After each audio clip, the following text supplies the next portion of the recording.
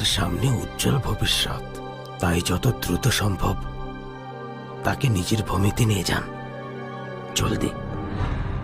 আজকে আমার মা উমাইয়া বিনতে মুত্তালিব একটি অদ্ভুত কথা বলেছে আমাকে। কি বলেছেন তিনি ওয়াইদুল্লাহ? বলছি, উনি আমার ভাতিজা মোহাম্মদের ব্যাপারে আমাকে অনেক কিছু বলেছিলেন। মোহাম্মদ? সে এতিম মোহাম্মদ? দুনিয়ায় সমগ্র মানব জাতির কাছে নিজের ধর্মের প্রচার করবে, ধর্ম প্রচার করবে, কিন্তু শত্রুরা ক্ষতি করতে পারবে না, বরং সে জয়লাভ করবে।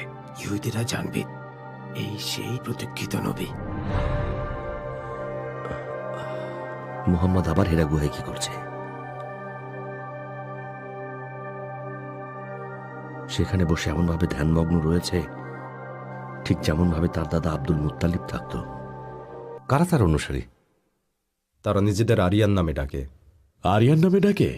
এর অর্থ কি? এই নামের তাৎপর্য অনেক ভাই, কিন্তু আগে একটু বিশ্রাম নেই। তোমরা তো প্রশ্ন করে একদম অস্থির করে ফেলছ।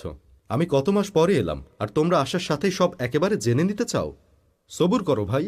আমরা খবরটা জানতে অনেক অস্থির হয়ে আছি উসমান। তুমি যেহেতু বলছো, না হয় অপেক্ষা করলাম। এখন আমি অনেক ক্লান্ত আছি। ওয়ারাকা, আমাকে পানি খেতে দাও। অবশ্যই, ওখানে পানি রাখা আছে ওসমান। ও শোনো, ওটা কিন্তু জমজম কূপের পানি। হ্যাঁ, পানির উৎস জমজম কূপ, শত্রুর চোখে ধুলো পড়ুক। হে আমার প্রিয় পুত্র মুহাম্মদ, তুমি যখন প্রার্থনা করো ওই আকাশের দিকে হাত বাড়িয়ে, তখন তোমার চোখের অশ্রু দেখে কাবার শপথ আমার চোখের পলক পড়ে না। আমি মুগ্ধ হয়ে তোমার প্রার্থনা শেষ হওয়ার অপেক্ষায় থাকি, যাতে একসাথে বাড়ি যেতে পারি।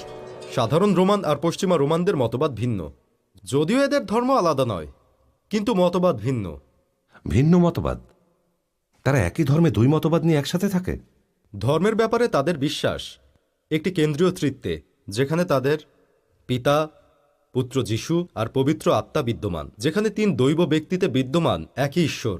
তারা দাবি করে যিশু হলেন ঈশ্বরের পুত্র। ইহুদিরা যাকে ক্রুশবিদ্ধ করে নির্মমভাবে হত্যা করেছিল, তিনি মৃত্যুর পর পুনর্জীবিত হয়ে স্বর্গে চলে যান।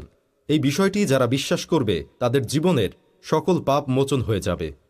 তারা সকলে কি বিশ্বাস করে? না,